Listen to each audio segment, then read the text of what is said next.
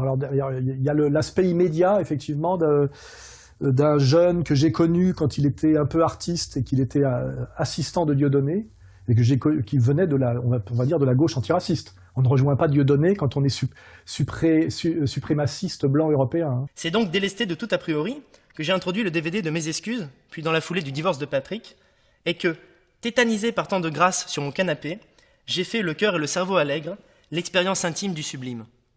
Dans 2 prestations d'une qualité exceptionnelle, où décontraction et complexité thématique se mêlent en une danse irrésistible, astrale, Dieudonné m'avait littéralement éjaculé au visage, avec en guise de foutre, notamment, une intelligence de chaque instant, insolente, qui ne pouvait qu'éblouir. Donc je l'ai connu effectivement artiste, on va dire, artiste apprenti antiraciste chez Dieudonné, puis après je l'ai perdu de vue. Je ne sais pas ce qui s'est passé entre lui et Dieudonné, mais il a disparu. Et puis je l'ai redécouvert récemment parce que j'ai découvert qu'il attaquait systématiquement Alain Soral et Égalité et Réconciliation sur les réseaux sociaux. Bah, la ligne ER, c'est très simple en fait. C'est genre de l'antisionisme islamophile. Évidemment que Soral n'aime pas les Arabes, les Noirs ou les musulmans, mais c'est sa ligne politique de merde. Tu vois, genre s'occuper des Juifs d'abord et après des Arabes. Par des vidéos très, très menteuses, qui prétendait combattre la ligne de R telle qu'il faisait semblant de la croire, c'est-à-dire faire croire, par exemple, qu'à ER, il n'y aurait que des musulmans et des maghrébins. Ce que je reproche à Soral, finalement, c'est pas de se faire du fric, c'est de pas jouer pour nous, quoi. C'est de faire du fric en flattant les musulmans, quoi. Toi, tu leur lèches pas le cul à Israël, tu vois. Tu lèches le cul de nous, tu vois. Et ça, c'est courageux, quoi. Et ça, franchement, on n'oubliera jamais. D'ailleurs, peut-être ton prochain livre, toute la communauté elle l'achète, laisse tomber. On lit pas par contre. Hein. Si vous voulez qu'on casse du sucre sur les suiveurs de Sorel, voilà, faut dire oui, ce qu'il est. Drôle, Sorel, c'est quoi? C'est 20% de Babtou qui regardent ses vidéos, c'est 40% de gonzesses, 40% de musulmans. Alors que justement, s'il était intelligent, il dirait qu'on en a du mal à en trouver plutôt. Hein.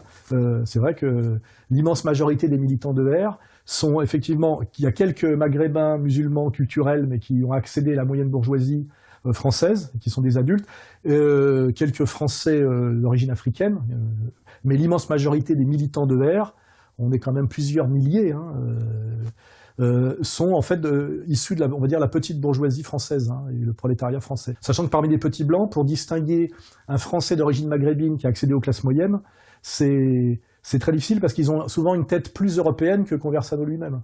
Donc, et en plus, nous, on ne les référence pas comme ça. J'ai pas de statistiques ethniques chez nous, mais c'est assez facile de vérifier qu'Égalité et Réconciliation, c'est beaucoup de Français blancs, patriotes, qui veulent éviter la guerre civile, tendre la main à tous ceux qui veulent être des Français, et en même temps affirmer justement une fierté française, voilà, c'est clair. Et donc, pour revenir à Conversano, il fait des vidéos où il ment sur ce qu'est Égalité et Réconciliation, en prétendant qu'on n'a plus que des Maghrébins et qu'on est donc soumis aux Maghrébins, et donc aux musulmans, etc., etc. Voici en quoi le logiciel de R est pour moi tout à fait nuisible à nous autres autochtones blancs d'Europe. À chaque nouvel attentat islamiste, ER déculpabilise immédiatement la communauté musulmane en son entier.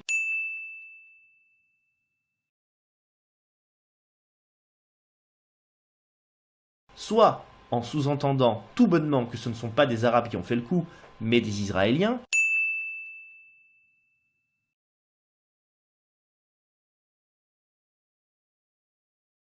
souvent sans preuve au passage, etc., etc. Et que moi, je fais ça pour des raisons de commerce et de baisse de virilité. C'est-à-dire que je serais devenu un vieux bourgeois fatigué qui gère une clientèle de maghrébins et qui donc serait devenu un dhimmi, un soumis aux musulmans. Il y a des milliers de Français d'origine immigrée, mais c'est pas mon cœur de cible et c'est toi qui fais une fixette là-dessus parce que c'est ton fonds de commerce, qui m'écrivent tous les jours. Quel est ton fonds de commerce, Soral? C'est pas les Arabes peut-être? Non, pas du tout, non. C'est la Réconciliation nationale. J'ai été au Front National pour parler de la question sociale. D'abord, la question sociale, t'en as rien à foutre parce que tu t'es jamais inscrit dans le monde du travail. Non, c'est toi qui en as rien à foutre parce que tu es un bourgeois. Tu vis comme un bourgeois depuis 30 ans, Soral. Tu ne sais pas ce que c'est de vivre en banlieue, Soral. Tu es un bourgeois. Alors j'ai été comme à Maurice, je lui ai envoyé des messages, je lui ai dit arrête de mentir, arrête de me diffamer, alors que tu n'as pas de légitimité et pas d'honnêteté sur ce sujet-là.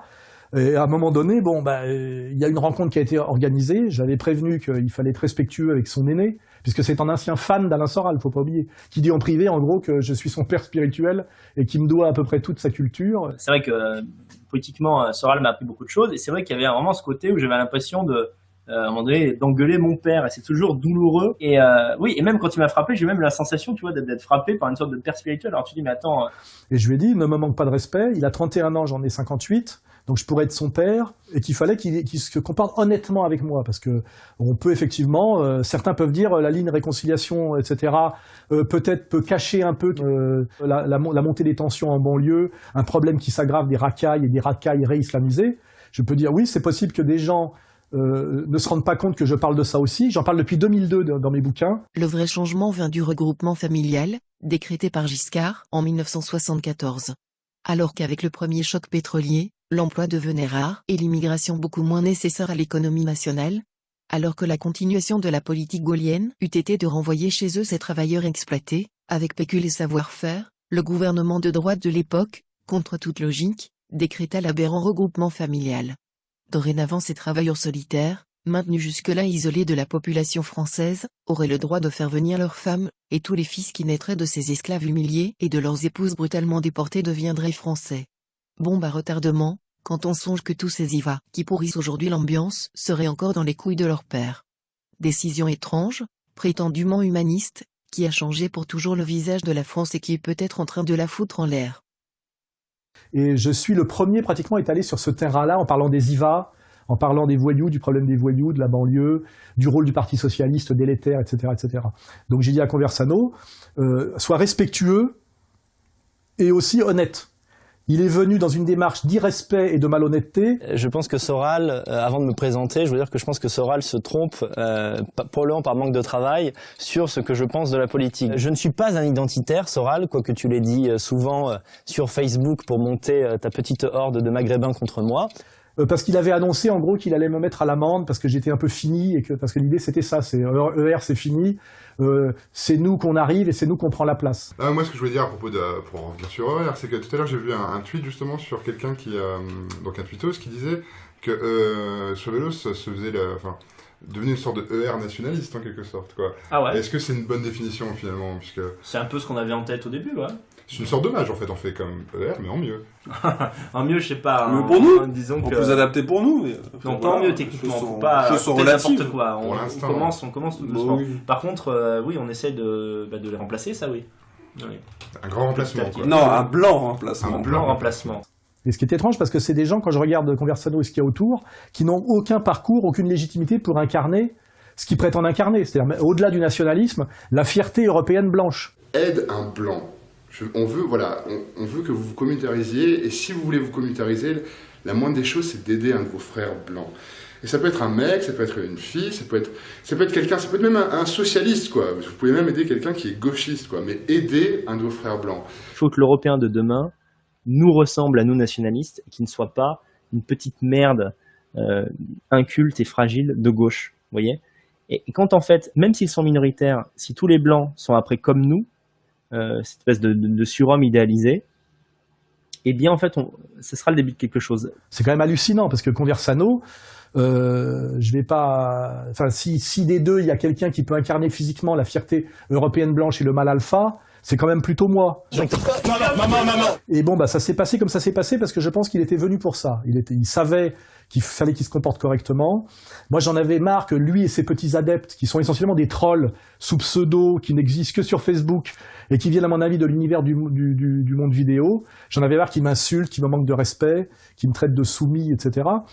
Avec en plus des dégâts qui avaient été faits, puisque des menteurs professionnels comme un certain Moukouna ou Marc Georges que j'avais viré prétendaient que j'étais un lâche physiquement et qu'il était facile de me soumettre. Un jour, tu as voulu organiser une rencontre de la même manière, mais sans caméra, entre moi et Moukouna. Oui.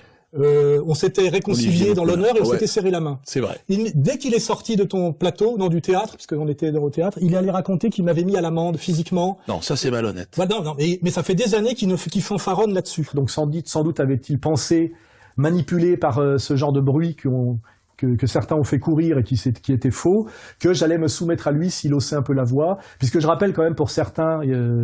qui m'ont dit assez étrangement, alors qu'ils viennent du combat suprémaciste blanc européen, que j'avais frappé un plus faible que moi. Je rappelle que ce petit Conversano mesure 1,90 m, doit peser 90 kg et a 31 ans. Et qu'il appelle à la violence physique en permanence et à la reconquista par la violence directe. La violence et l'autorité, à un moment donné, il faut qu'elles sévissent. Tu vois ce que je veux dire? Ça ne se passera pas. C'est vrai que moi, les mecs tempérés, je m'en méfie comme de la peste. Donc moi, à un moment donné, qui suis un vieux bourgeois fatigué de 58 ans, d'1,87 m et de 87 kilos, au bout de 100 ans dans son regard et dans sa voix qu'il était là, comme dans un espèce de combat de coq pour soumettre l'ancien mal dominant. Il y avait quelque chose de la vie, on parle pas trop mal de ça. Il y avait un côté éthologique dans tout ça, pour dire c'est moi le nouveau mal dominant. Et Alain, de son côté, s'est dit que de toute façon, quitte à aller dans un débat pour avoir une joute verbale qui n'apporterait rien, ben autant préparer un petit spectacle sympathique. Il a fallu, exactement comme dans les documentaires animaliers, que je rappelle à lui et au public que j'étais encore le mal dominant. Non, je ne te respecte pas, donc ça n'a pas de... Non. Tu me respectes pas. Et malheureusement, bon bah voilà, c'est aussi un message que j'envoie. Ce type appelle à la violence physique, à la violence directe contre les racailles de banlieue. Je crois vraiment à une guerre ethnique. Hein. Je pense qu'il y arrivera un jour où blancs et maghrébins ne se supporteront plus. Et noirs aussi, hein, ça sera l'enfer.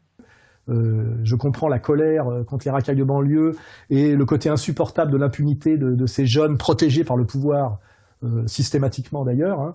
Je rappelle simplement donc à ces adeptes que la violence réelle est dangereuse, que ça peut faire mal, et surtout que si c'est des conversanos qui veulent mener la bataille de la Reconquista, ils ont perdu d'avance quand je vois la testostérone qui est en banlieue. Bordel, quand on rentre sur la piste, on est venu teaser, claquer du bif. Pas d'embrouille, man, pas de litige. Sinon ça va saigner, est-ce que tu piges?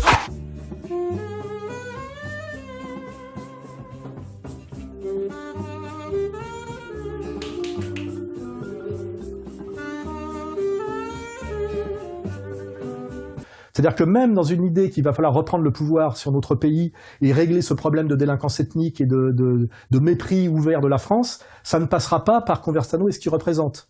En tant que blanc européen fier de l'être, en tant que mâle alpha, je ne veux pas, et je ne suis pas le seul, être représenté par Conversano. Tu peux désormais rajouter, dans le top 10 des trucs qui font péter les braguettes, puis les culs, ton visage transformé par la douleur de ton mec qui t'irrite à mort le rectum en s'enfonçant à sec entre tes fesses satisfaites. Ce type-là déshonore la cause du guerrier blanc européen. Hein. Il n'a aucune légitimité pour ça. Ouais, t'as une gueule de rebeu un peu aussi. On me l'a souvent dit. C'est vrai. À la fois, j'aime pas qu'il amalgame le délinquant de banlieue et le brave père de famille, on va dire franco-musulman, qu'on a fait venir comme travailleur pauvre dans les années 70 et qui a élevé ses enfants honnêtement dans la droite des valeurs, qui ont réussi à accéder à la moyenne bourgeoisie. Tu sais pas ce que je fais exactement à Paris? Ouais. Non. Je sais que tu es ingénieur, c'est tout. C'est tout? C'est tout, je sais pas le travail que tu fais. Ouais. Bah en fait, je travaille sur les ordinateurs. Ben, l'ordinateur, c'est bien, comme ça. Tu soulèves rien, tu t'as... Et donc, ils payent leurs impôts, travaillent et respectent la France profondément. C'est les gens qui me témoignent aujourd'hui leur affection, leur solidarité, et qui me remercient d'avoir défendu leur honneur face à ce petit délinquant. C'est parce que les gens n'ont plein le cul des Arabes. Bordel! Attends, mais tu vas arrêter.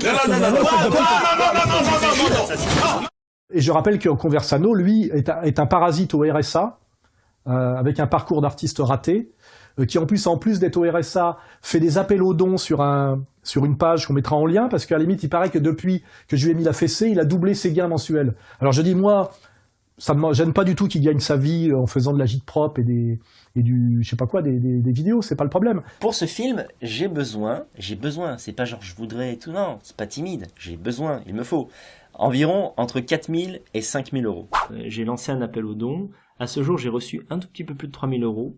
Je suis désolé, mais ça stagne encore. Donc... Alors, tu nous avais parlé il y a quelque temps d'un film que tu voulais faire sur l'avortement. Alors là, on m'a posé la question la dernière fois. Je lui ai dit que j'ai un mal fou à trouver des acteurs. Mais par rapport à un travailleur pauvre d'origine immigrée qui est inscrit dans le processus de production et fait un travail notamment d'OS1, d'OS2, de femmes de ménage, de type qui voilà de société de maintenance, etc. Par rapport à ce parasite, sur la question morale, sur la question sociale et même sur la question raciale, il est illégitime intégralement. Connard, moi j'ai pas de rente familiale. Si je ne suis pas en fait en arrêt de travail, je ne peux pas écrire. Tu vois, si je suis ouvrier, je peux pas faire une seule vidéo. Les Mongols. Voilà ce qui se passe, c'est que l'État, regardez, ça c'est votre cul de travailleur. Je suis désolé, mais c'est comme ça. L'État, il vous encule, tu vois, il vous prend de l'argent. Et après, qu'est-ce qu'il fait l'État? Il le donne à des gens comme moi, tu vois. Donc c'est une sorte de désanussage, rezanussage. Tu comprends ça? Je lui reproche deux choses, c'est de ne pas être honnête dans son discours, d'être très dangereux pour les gens qu'il essaye de mettre en mouvement, parce que cette histoire m'a permis de vérifier certaines choses. J'ai reçu beaucoup de messages de soutien, et des messages d'insultes et de menaces. Alors dans les messages de soutien, j'ai reçu des messages de soutien de vrais Européens blancs alpha qui m'ont dit Soral, tu es un guerrier, nous ne sommes pas sur ta ligne, mais on te respecte parce que tu portes tes couilles, et nous ne voulons pas être représentés par Conversano et sa clique. Donc j'ai eu une espèce de solidarité fondamentale effectivement de l'Européen blanc. Certes, c'est Alain Soral qui s'est rué sur son interlocuteur et lui a porté des coups. Toutefois, Daniel Conversano avait-il observé les règles de la courtoisie nécessaires pour qu'un débat puisse se dérouler sans violence? J'avoue que j'en doute. Et il faut que ce soit un Soral qui lui casse la figure. Je ne dirais pas que j'applaudis à ce qu'a fait Soral, j'aurais pas procédé comme ça, mais enfin, moi, ce qui me dérange avec des individus comme Conversano, c'est leur manque de cohérence.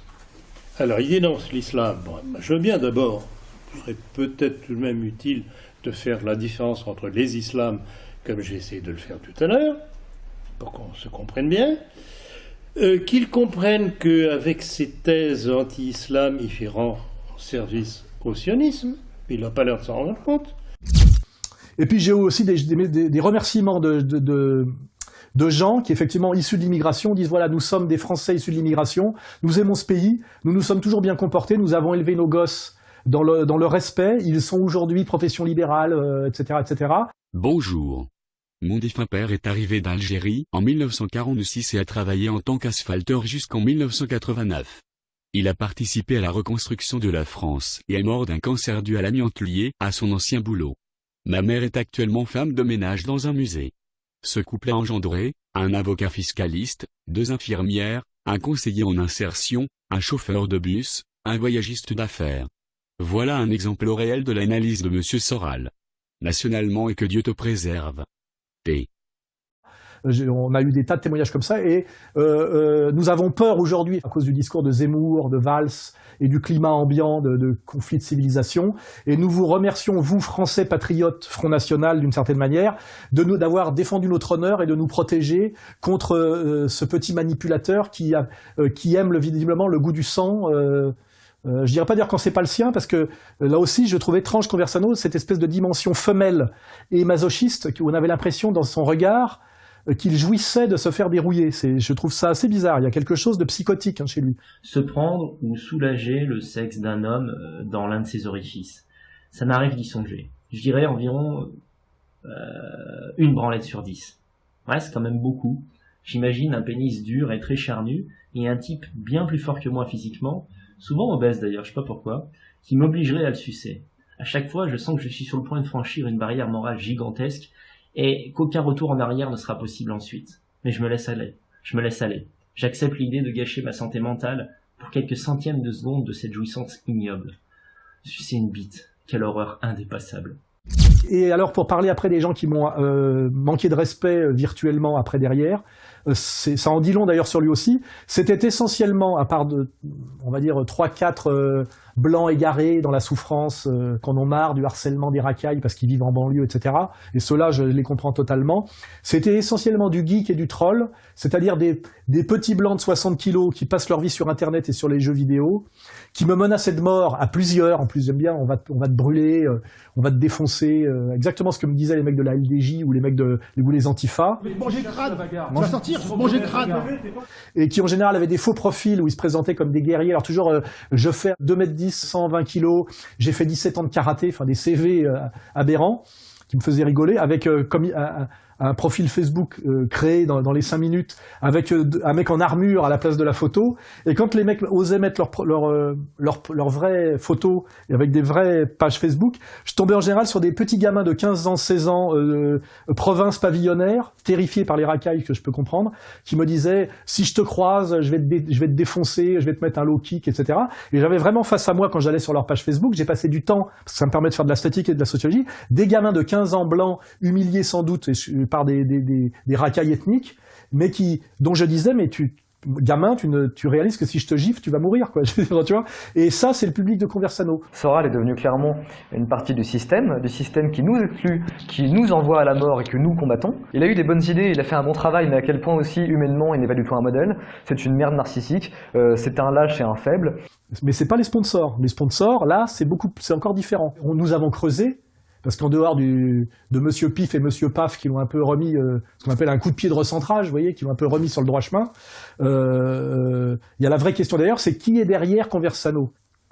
Quand je remonte, je vois qu'il n'est adoubé par aucun vrai, on va dire, patriote nationaliste avec un vrai CV. Un responsable de mouvement politique est un responsable. Quand on incite à la violence, il faut d'abord être capable soi-même d'y aller. On ne suit que quelqu'un que quand il est devant, sinon on ne le suit pas. Et d'ailleurs, ceux qui sont capables d'aller à la violence, ils réfléchissent à 2 fois parce qu'ils savent que les coups, qu'ils soient physiques, judiciaires ou autres, c'est lourd à encaisser. Je vois, quand je remonte, je vois Ring et David Kersan. Alors peut-être que je vais peut-être pas partir sur qui est David Kersan, mais là on est sur du mythomane avorton, ultra-sioniste, qui avait été à l'époque invité par Sarkozy à l'Élysée. Donc je vois du manipulateur sioniste qui était déjà à l'époque celui qui manipulait le pauvre Dantec contre moi. Ah, il vaudrait mieux pas qu'il le fasse en face de moi, cette espèce de gros enculé. Là, je lui dis cash. Ah oui? S'il m'entend. Est-ce que je peux lui casser la gueule de ta part si... Ah non, moi je préfère m'en occuper moi-même. Ah ok, d'accord. D'accord. Moi, les nazis gauchistes, j'aime bien me les faire à ma pogne. Ok, d'accord. D'accord? Ouais. J'ai l'habitude en plus. En plus? Ouais, super. Bien sûr. On sait comment a fini Dantec et on sait ce qu'il représentait réellement dans le white trash. Et quand on remonte aussi, on voit Elisabeth Lévy et Causeur. On est en guerre. Si vous voulez, on a des zones de guerre, on a des gens qui tirent sur les flics à l'arme lourde, ils rentrent dans la cité, ils passent une frontière, et on est là à faire des chichis. Est-ce qu'il faut maintenir l'ordre ou rétablir, est-ce qu'il faut maintenir un ordre qui n'existe plus ou empêcher... Non mais si vous voulez, excusez-moi, on est là maintenant, il faut y aller avec l'armée. Vous voyez et puis d'autres dont je ne parlerai pas là parce qu'on va bien travailler leur CV et on va les outer tous pour bien montrer ce que c'est que l'organigramme de ce qu'il y a derrière Conversano et qui lui donne cette espèce de sourire et cette aisance, alors que normalement un type comme ça, s'il est un vrai nationaliste, qui a un vrai passé nationaliste, est déjà dans les mains de la police et de la prison, puisqu'il appelle à la ratonnade, etc., etc. Les arabo-musulmans cherchent des prétextes pour nous tuer, d'accord ? C'est pas Daesh qui est surpuissant, omniscient, omnipotent, vous comprenez ? Il y a toujours une raison de nous en vouloir. Dans tous les pays d'Europe où il y a des musulmans, il y a une haine des Blancs de ces gens-là. Quand on remonte derrière Conversano, on ne trouve que le sionisme international. Voilà, les réseaux sionistes, et surtout les réseaux anti-Front National. Les réseaux, c'est-à-dire qu'en fait, Conversano, c'est un peu le Lee Harvey Oswald derrière Zemmour, vous voyez ? Nous avons tout simplement aujourd'hui une civilisation qui nous mène une guerre de civilisation par les 3 moyens de ce que j'appelle le triptyque invasion, colonisation, conflagration. Vous avez un affrontement entre 2 peuples en vérité. Pour l'instant, il n'est qu'électoral. Pourquoi moi j'existe? C'est pour ouvrir le chakra dans la tête des gens, de dire vous avez le droit d'avoir des pensées violentes. Parce que la situation l'exige. C'est ce que je veux dire. Mais c'est pas un appel un peu... Zemmour dit il va falloir faire la guerre civile, et Conversano recrute pour la guerre civile. Alors il la fera pas lui-même, parce que vous avez vu, il n'a pas le physique, mais par contre, j'ai communiqué déjà avec des gens un peu manipulés par lui. Ce sont des petits blancs désespérés qui vivent en banlieue, au contact des racailles réislamisés sur une ligne Daesh, et qui sont prêts à se sacrifier. Dernière chose, nous avons besoin, nous recrutons des héros. Ouais, on a besoin de héros venez, on a besoin de vous pour inspirer les autres, pour inspirer vos frères blancs, pour devenir forts et pour devenir une grande communauté. C'est-à-dire que pour moi, de ce point de vue-là, Conversano est payé par le sionisme d'extrême droite, parce qu'il y a le sionisme de gauche, SOS Racisme et tout ça, pour recruter du Koulibaly et du Kouachi blanc. Et c'est Bibi qui va devoir porter le chapeau. Ben oui, parce que vous êtes tellement des tapettes que il faut qu'il y ait un mec comme moi qui dise des choses que vous pensez mais que vous ne dites pas, parce que vous êtes des saloperies de putain de tafioles. Parce qu'il est évident, par exemple, qu'un attentat fait par un jeune blanc désespéré en banlieue qui tuerait des jeunes musulmans serait très très très préjudiciable, par exemple, au vote Front National, vous voyez ?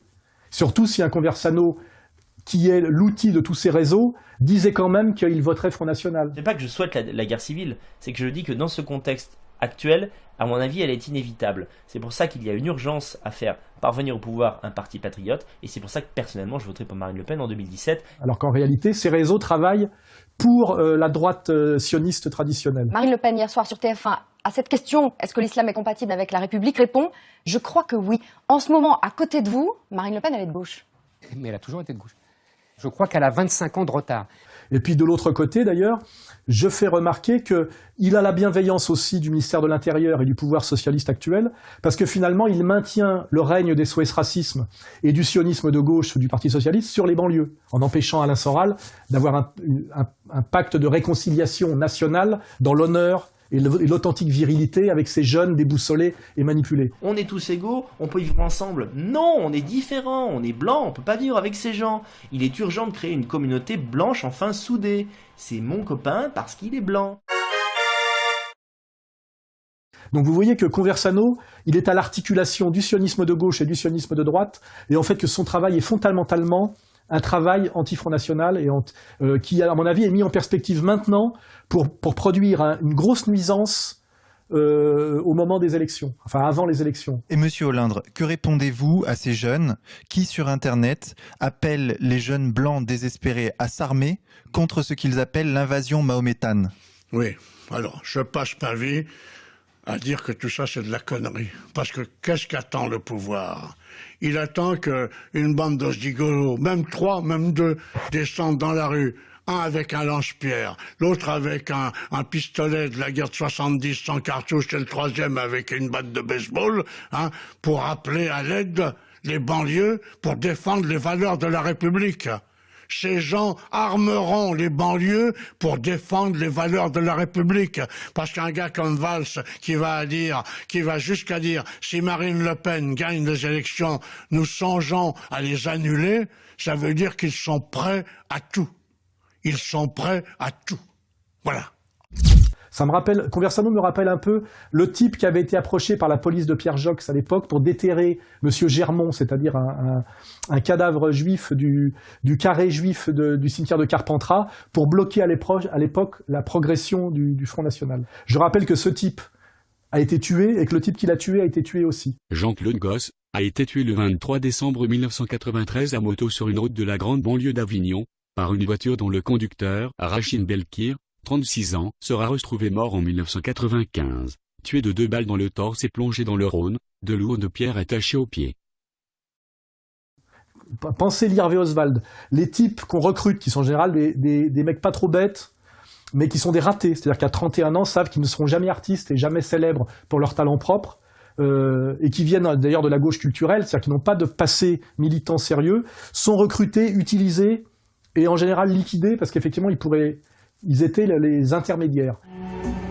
Le dimanche matin, soit moins de 48 heures après la mort de Kennedy, la police de Dallas transfère Lee Harvey Oswald à la prison centrale. Il a été abattu. Lee Oswald a été abattu. Il y a un homme armé. C'est la panique. Il n'y a aucun doute, Oswald a été abattu. En direct à la télévision, Lee Harvey Oswald est abattu par Jack Ruby, propriétaire d'un club de striptease au casier judiciaire chargé. Un assassinat inattendu, sans l'ombre d'une explication. C'était de plus en plus bizarre. C'est pour ça que je m'inquiète pour lui. Pour ceux qui s'intéressent à ce genre de sujet, on mettra peut-être en post-production des extraits d'un très bon film qui s'appelle L'Attentat, sur l'assassinat de Ben Barka et les réseaux que les renseignements généraux utilisent, en général les intermédiaires utilisés pour ça, qui sont systématiquement éliminés. Vous me demandiez si j'avais un plan pour faire rentrer Sadiel à Paris. Je crois que j'ai l'homme qu'il nous faut. Darien. François Darien. Il fait quoi, ce Darien? N'importe quoi, c'est un personnage assez minable. Toujours avec de grands projets, des rêves qui s'effondrent. La question est réglée. 2 inspecteurs de la mondaine s'en chargeront. Je collabore avec eux depuis des années. Ce sera pour une question de routine. Je vous présenterai comme un de mes adjoints. D'accord. Ce sera un honneur pour moi. Messieurs, tout semble au point. Il ne reste plus qu'à fixer la date. Je préviendrai aussitôt le colonel Cassard. Darien? Sadiel fixera lui-même la date de son arrivée, en fonction de celle de l'émission.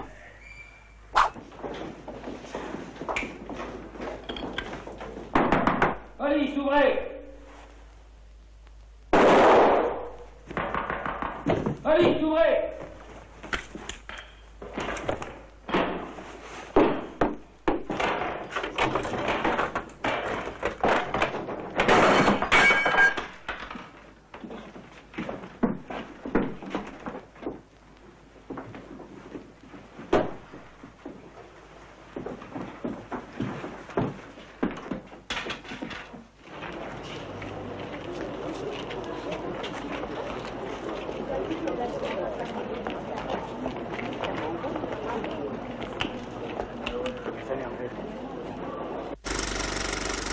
Ou d'ailleurs, quand ils ne sont pas éliminés physiquement, disparaissent. Je connais des gens comme ça qui ont changé de nom, qui ont été exfiltrés, qui sont partis des années, par exemple à Tahiti. Vous voyez, on est pour leur éviter effectivement d'être tués par leurs anciens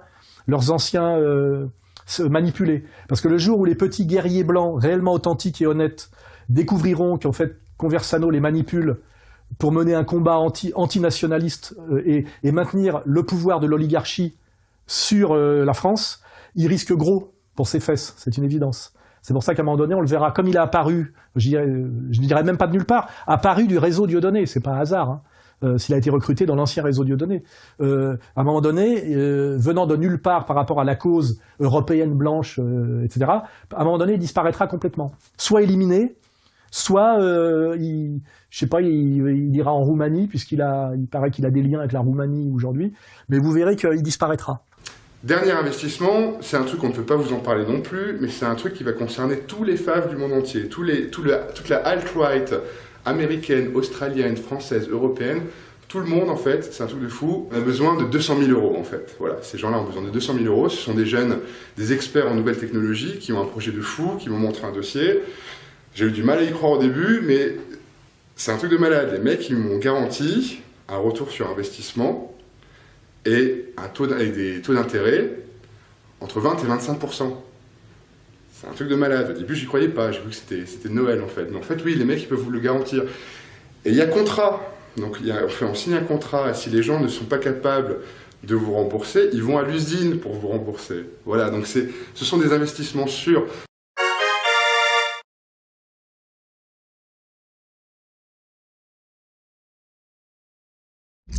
Et des types comme ça, on m'en a mis dans la gueule un certain nombre depuis 12 ans que je suis dans le militantisme dur, nationaliste, réellement honnête et je dirais efficace pour le combat qui nous intéresse, qui est la reprise du contrôle et du pouvoir politique de la France sur elle-même.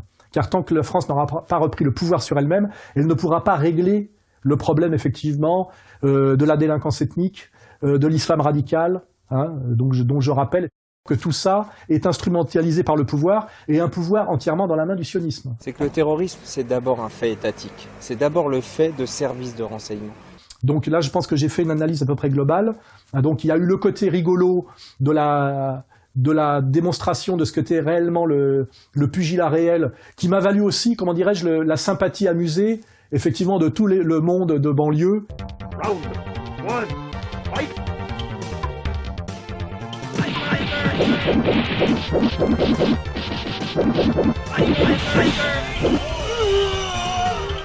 Mais ça, je veux dire, c'est amusant, mais ça n'a pas de portée politique. Hein. Mais voilà, si j'ai fait l'analyse complète, elle est là. Voilà. Je lis les commentaires d'un des derniers articles de Daniel Conversano sur son compte Facebook, et je suis bien obligé de me rendre compte qu'un certain nombre de trolls essayent de peser sur sa ligne politique. À mon avis, il ne serait guère étonnant de trouver caché derrière les comptes de certains super warriors de la race blanche de vulgaires petits fonctionnaires israéliens, qui profitent de la guéguerre entre Soral et Conversano pour envenimer les choses. Écoutez-les nous dire qu'Israël est le bastion de l'Occident au Proche-Orient. Eux, dont les intellectuels ne cessent, depuis des décennies, d'encourager l'immigration et le métissage en Europe. À chaque fois que les Juifs ont un ennemi à abattre, une partie d'entre eux se transforme en Juifs nationalistes, super patriotes, plus blancs que blancs, ou plus musulmans que les musulmans, afin de pousser à la guerre contre l'ennemi antisémite, de l'autre côté de la frontière. J'espère vraiment que Daniel va faire le ménage et ne pas se laisser embringuer dans un discours purement anti-musulman, comme le souhaitent nos pires ennemis. Notez, pour faire court, que si je dis que l'islam est une saloperie, les juges me relaxent, tandis que si je dis le quart de la moitié de ça sur une petite communauté, les juges me condamnent à de la prison ferme. Il doit bien y avoir une raison. Vous l'avez compris, bien que pas musulman du tout, et hostile à la présence de l'islam en Europe, je pense que le discours, qui vise à discréditer l'islam, et uniquement l'islam, et non pas l'immigration en général, est un discours qui se calque parfaitement avec ce que souhaite l'oligarchie mondialiste. Certes, ça permet de toucher la masse des crétins. Faut juste savoir à qui l'on s'adresse. PS, les crétins composent la masse du peuple, partout, et depuis toujours.